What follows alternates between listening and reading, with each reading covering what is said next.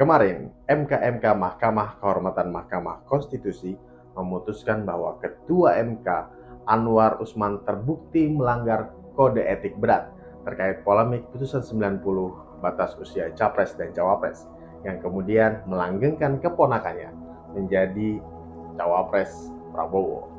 Nah, sekarang jelas dan terang benderang bahwa majunya Gibran itu berasal dari putusan Mahkamah Konstitusi yang gak beres. Publik sudah bisa menilai, pemimpin yang lahir dari konspirasi seperti ini tidak akan beres ke depannya. Di awal saja sudah terbukti pelanggaran etik dan sebagainya. Lalu bagaimana kalau terpilih dan diberi kesempatan memimpin Indonesia? Saya sih nggak mau. Memimpin Indonesia atau kita dipimpin oleh orang-orang seperti itu, menghalalkan segala cara demi berkuasa.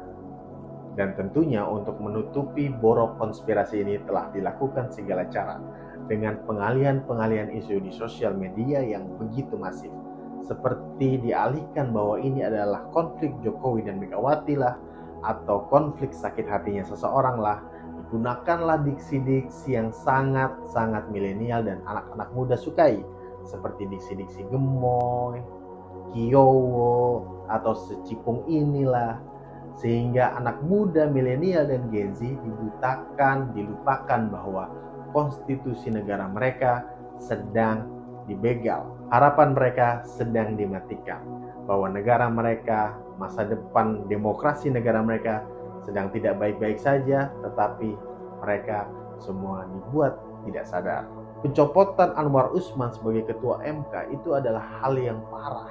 Itu berarti pelanggarannya begitu berat. Bahkan dia juga tidak bisa mengikuti sengketa pemilu nanti. Itu yang termuat dalam putusan MK. Bahkan dissenting opinion dari salah satu hakim MK harusnya Ketua Mahkamah Konstitusi Anwar Usman dipecat secara tidak hormat. Artinya ini adalah satu hal yang sangat serius.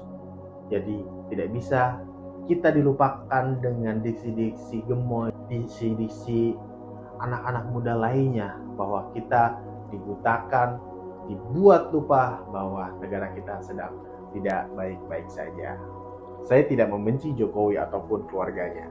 Saya berterima kasih kepada Jokowi karena sudah membuat Indonesia sampai ke level ini. Tapi masalah konstitusi dan demokrasi tentunya adalah hal lain yang perlu kita diskusikan, bahwa ada kekurangan wajar jika kita perbaiki ke depan.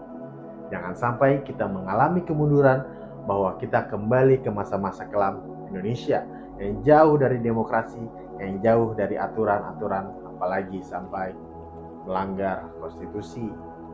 Kita bisa belajar dari pemilu yang ada di Filipina, bagaimana peran pemuda Gen Z dan milenial mengambil peran terpilihnya seorang pemimpin. Tetapi mereka tidak melihat sejarah ke belakang, tidak melihat sejarah kelam bangsa mereka. Kita mumpung belum terlambat, masih ada waktu untuk mencegah itu semua. Jangan sampai demokrasi kita stagnan, apalagi turun atau mundur. Kita sekarang harus meningkatkan kewaspadaan kita untuk mengawal demokrasi yang sudah kita perjuangkan bersama-sama, mengawal konstitusi kita, mengawal semua hal yang baik untuk bangsa Indonesia. Terima kasih sudah mendengarkan. Saya Imam Haryo Pradipdo. Sampai jumpa kapan-kapan.